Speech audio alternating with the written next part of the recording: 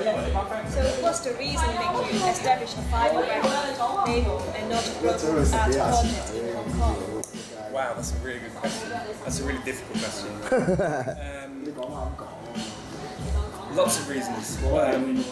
One, because I think there's definitely a market for art, experimental music in Hong Kong. There's all sorts of great new venues seem to be popping up all the time. There's an incredibly passionate community of musicians and artists who always seem to be out there and doing things. So there's the energy, there's an audience, and also the fact that there isn't any other experimental music labels means that I can be the first and I can set the trend. So. It's very, because some people think it's very difficult thing, so you think it's the chance. Yeah, I think it is very difficult, but I also don't think anyone else is trying. And I know that the art scene in Hong Kong is just getting bigger and stronger. You've got the 2 new galleries that are going to be opening within the next 5 years. So my prediction is that Hong Kong is going to become a huge cultural city within the next 10 years. Without a doubt. Yeah, well, I mean, it's very fashionable to be pessimistic, and it's boring. So have you explored in China or other? Not as much as I'd like to. I just spend most of my energy in Hong Kong trying to get this the label established, trying to hear as much music as I possibly can, like from mainstream music to experimental music and whatever. It's a very right place to absorb East and West content. Absolutely, perfect place. So yeah, I've not been into China as much as I'd like, but I think that's all going to happen after the label is established by the end of this year. So I'll be moving forwards and trying to find local acts from Hong Kong, acts from China, and then Taiwan, Japan. Crossover Southeastern Asia, is it? Everything, yeah. And it's a global record label, but the focus is always going to be on 50% of the output will be local. So that's the plan. And I love Hong Kong. I love Chung Chau particularly, and I love the ghosts and the pirates and the Bun Festival. I love the food. I love the fact that Hong Kong people are very vocal. You know, good personalities. They get in there. Yeah, it's a great place. Weirdly enough, the first gig I went to, I was 5 years old, and that was Bruce Springsteen. And I don't like his music, but going to see Bruce Springsteen, I've never seen so many people in one place at one time, and the fact that one person on the stage with a guitar could make so many people excited. Yeah, exactly. And because when I'd been small, I used to listen to, I had a little portable record player, and I'd sit and I'd listen to like Beatles records and like nursery rhyme records and dog records. But I never imagined what it'd be like to see everyone all singing and dancing, and that for me was the moment that I knew that the love affair with music started. Yeah. But in terms of music that I listen to, like Miles Davis, I really love, especially the kind of the weirder, funky stuff from the mid-70s, like bands like Can, Noi, Cluster. I like 90s Jungle. Wow. I like Ornette Coleman and free jazz. I like classical music, Stockhausen. Yeah. If it's honest and it's exciting, then yeah, I like it. Yeah. I really like the Bee Gees too. What can I say?啱你喎。I love oldies. Yeah. So is it a wide range flavors? Is the same in your art taste? Yeah, exactly the same. I mean, I'm a bit of a traditionalist, so like obviously I'm running a vinyl label, record label, so painting, drawing, the stuff. Which master you like the most? Do you know the painter Philip Guston?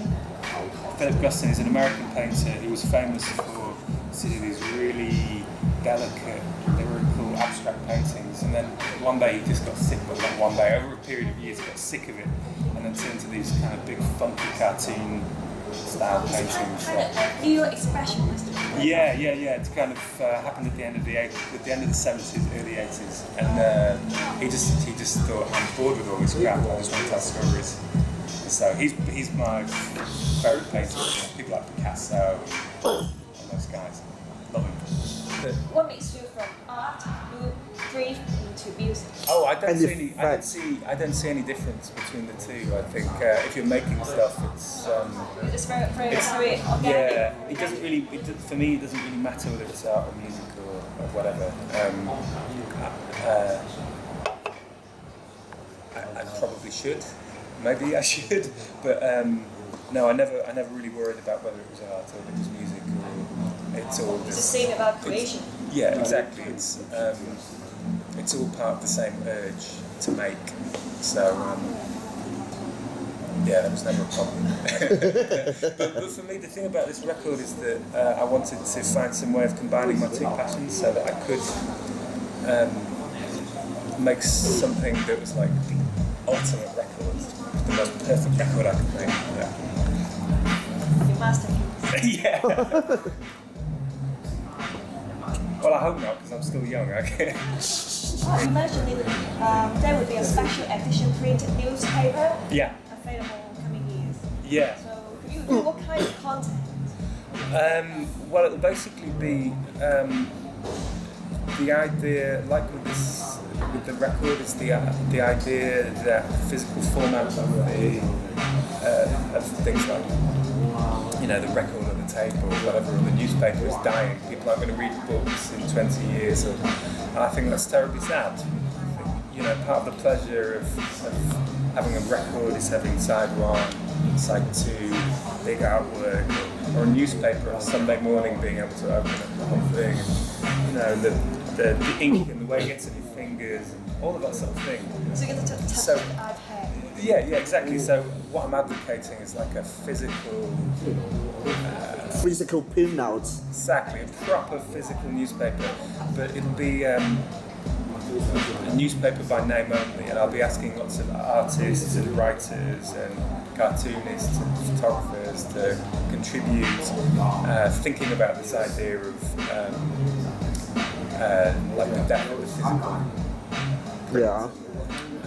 So hopefully there'll be about 50 or 60 artists, each having a page each of this graphic newspaper, which will be like a celebration of the printed format, as opposed to like a funeral party or Yeah. you know. Hong Kong is a very high, very expensive to produce something. Yeah, these kind of things. I mean, it can be made fairly cheaply, and because it's so small and light, it can be sent around the world.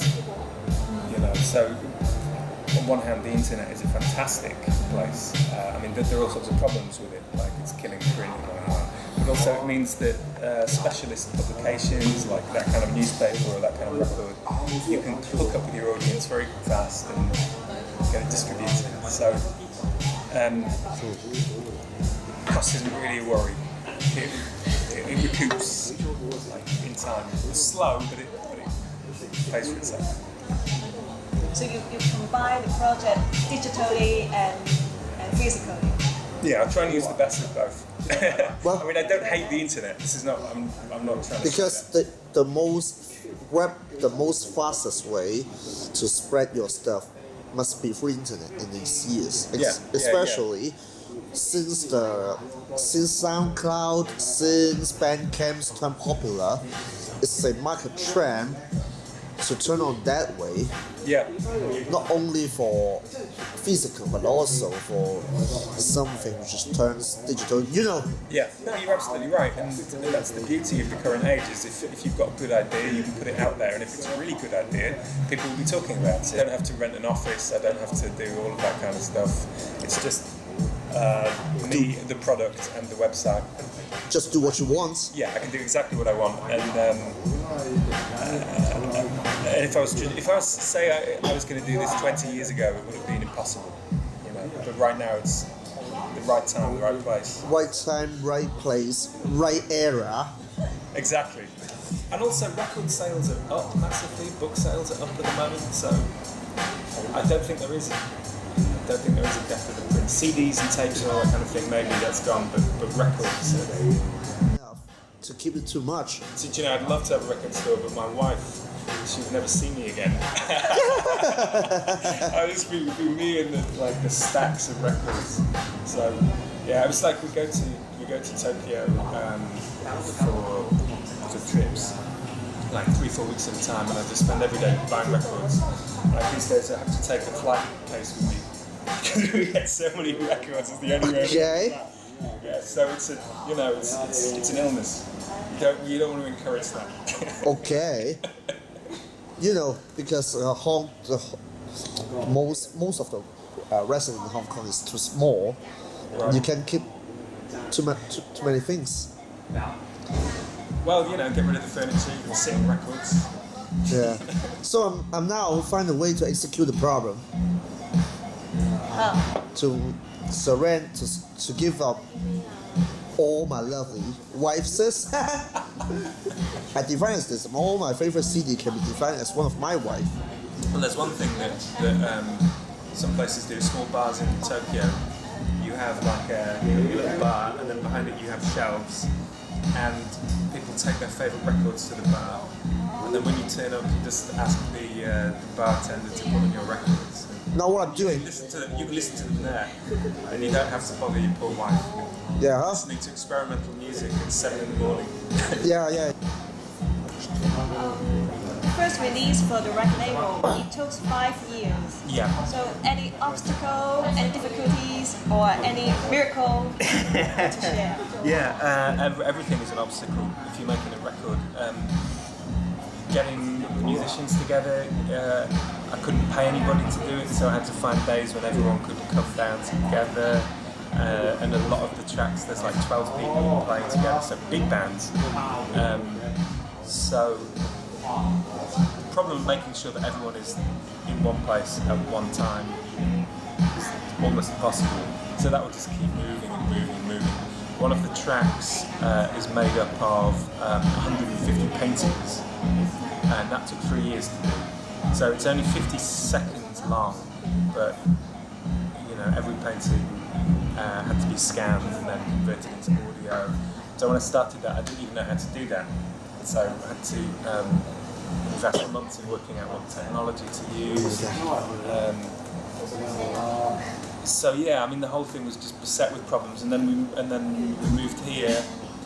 The rest of the band was still back in the UK, so I had to meet new musicians. I did some work with the artist Adrian Wong. I don't know if you know him. And a sound artist, Greg Wiles, is out here as well. So yeah, there were lots of problems, but most of the problems turned into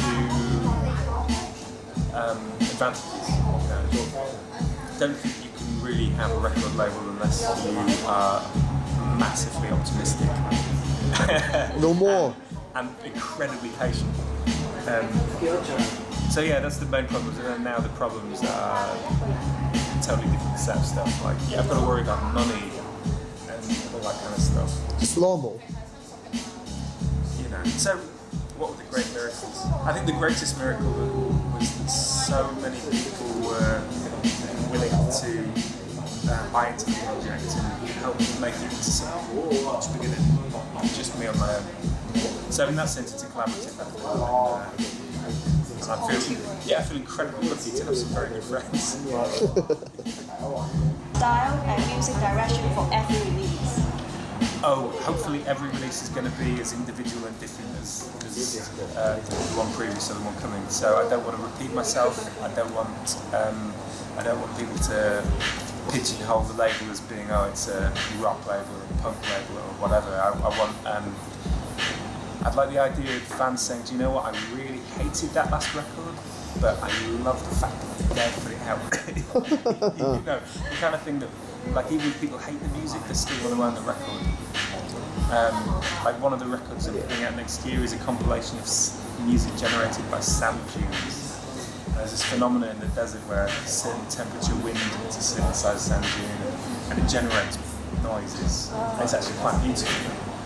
So there'll be stuff like that, and then there's a band. The next release is a group called Skiadelics, and there's 5 members, and they each play a ski with a piano string on it. It sounds amazing. And then there's a guy who makes kind of lo-fi electronica, and he's made an album every year for his son's birthday since his son was born. So there's now 12 albums, and I'm going to put out a best of compilation. So every record has to be different, and it has to. I think the assumption I'm making about people who would buy the records is that they love music and that they're interested in new ideas and they're interested in.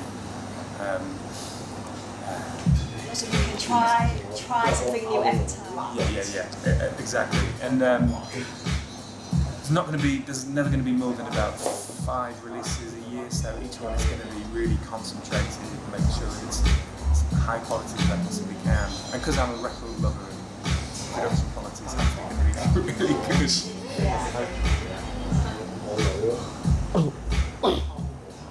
So the record was recorded in England, Thailand, and Hong Kong. Yep. So how the atmosphere in these 3 cities influence the style of the songs? Yeah, totally. The stuff recorded in England was recorded all over the place. It was recorded in a studio in the East End of London, a big room. It was recorded. One of the songs was recorded by a 7-year-old girl. She recorded her own vocals, and she's singing a song about a monkey who was tried and executed for being a spy. That's an old English monkey story. The stuff in Thailand was recorded on a deserted island. It's the sound of birds in the sea. The stuff out here was recorded at Counterpop Studio in Jordan. So each one has its different sets of people, different circumstances, different times in my life, so it's all totally different, really completely different. So in a sense, the fact that it took so long, it covers so many places, means that it's more diverse for that. Maybe in the future, which city will you guys record there? Well, I love London, but I don't want to live there anymore. We've been there long enough. And What about Hong Kong? Hong Kong, I don't want to go anywhere else. Tokyo, I love, but Hong Kong's just so varied. So you've got the countryside, you've got the cities, you've got the beaches, you've got everything. So super. You've got the super clean areas, you've got the super grimy bits. It's just I mean, maybe if London had some good beaches and the food was a bit cheaper, maybe. But yeah, Hong Kong is my favourite city. So in the future, Hong Kong is still your main city. Yeah, it's got to be. It's got to be. And the thing about Platinum Meters, this first record, is that it's like it's a love letter to records, but it's also see the front cover. I'm sorry. This is like the mission statement for the label. This sets the agenda. So this is me going shopping in the local market. Be with Hong Kong residents. Yeah, exactly. Mixing it up. Because Hong Kong is a fusion city. Yeah, exactly. Because of their political background. So. Yeah, and it's a city that's there's always change going on. You've always got new people going in, people going out. It's that it just never seems to stand still. Yeah. And it's always a fresh air. Exactly, and every time I feel like maybe we're getting to know Hong Kong, getting to unravel the secret, there's always something else, or something else changes, or there's things like the protests that have been happening recently. Phenomenal. When I first came here back in 2007, that kind of thing I don't think it would have happened until, but now it is happening, and that's amazing. That's great, right? Mm-hmm. Just to get a bit political there. Yeah, the power of people, and I think it also is the power of digital. Yeah, exactly, and that's also the great thing about the internet in terms of mobilising people and getting communities together. But then again, if it had just been on the internet, it wouldn't have worked. People had to get together and make something happen. And that's great. You know, it reflects that Hong Kong is a lively, exciting place, and I don't think anywhere else that I've lived has that kind of pace. Also, some local artists such as Adrian Wong Yeah. and Amit Tang. Oh, Amit Tang, yeah, he's the producer at. I've forgotten the name of the studio. Yeah, he's the. He produced one of the vocal tracks that we did. Because I Avon want. Recording Studios. Yeah, he was very patient. We did this track where the three of us, me and my wife, who's a musician as well, and Adrian Wong, we're basically doing this. I've just realised I've not explained what the record's about, so it doesn't make sense. But basically we're doing this this vocal track where we're all hooting and screaming and making all sorts of crazy noises. And then round the corner they're recording like some beautifully polished counterpart. And you can hear the woman in the vocal booth kind of, you know, really going for it. The whole time he was just, you know, absolutely fine. But yeah, the one thing I've not told you about the record is that it's a reworking of the Voyager Golden record, and NASA sent 2 space probes to the edge of the solar system up in 1977, basically around the time that I was born. So I kind of viewed these 2 satellites as having like the same trajectory as me. Like as I get older, they go. And as they got to the very edge of the solar system, they were shot off into deep space. And they're now travelling at something like 38,000 kph, which is unimaginably quick. And then on each of the space probes, they had copper discs, gold-plated copper discs that contained music and images from planet Earth. And it had like pygmy wedding songs, classical music, rock and roll, all sorts of stuff, and then it had lots of images from Life on Earth. And so that's like kind of the ultimate mixtape, or like an advert for Life on Earth. So I thought it was probably pretty much the ultimate record. So if I was going to make the ultimate record, it had to top that. So this is my version of that. so where do other contributors come from? Oh gosh, all over the world. Obviously a lot of English musicians, English-born Asian, Indian musicians, a couple of Americans who are living, well, one American who's living in Vienna, the American-born Chinese, Americans, Chinese musicians, yeah, all over the place, and so It's a global project. yeah, absolutely global project. And the thing, like the question you were asking before about the problems, when I started off, I wanted to make sure it was a global project. And so 5 years ago, I didn't know I'd be living in Hong Kong, and one of the issues was trying to find many different people with as diverse background as possible, with a diverse interest in music, which in England is kind of easy because it's such a diverse place, but didn't have the breadth that it does now. It didn't have that reach into as many things. But I want to continue that. I want to get to know as many people from as many pockets of the world, making as many intriguing noises as possible. You know, I think the thing is, I want to hear music I've never heard before, and that search is what's really pushing me. I want to get that excitement. You know, when you're 16 and you've never heard the Velvet Underground before, and that excitement. I want to feel that again. You know, kind of like. Finally, would you describe the project as a multicultural in multimedia? Oh, that's nice. I probably wouldn't have come up with that myself, but I'm very happy to have it described like that. Yeah, that's exactly it. Yeah, I always see it's a love letter to the vinyl format.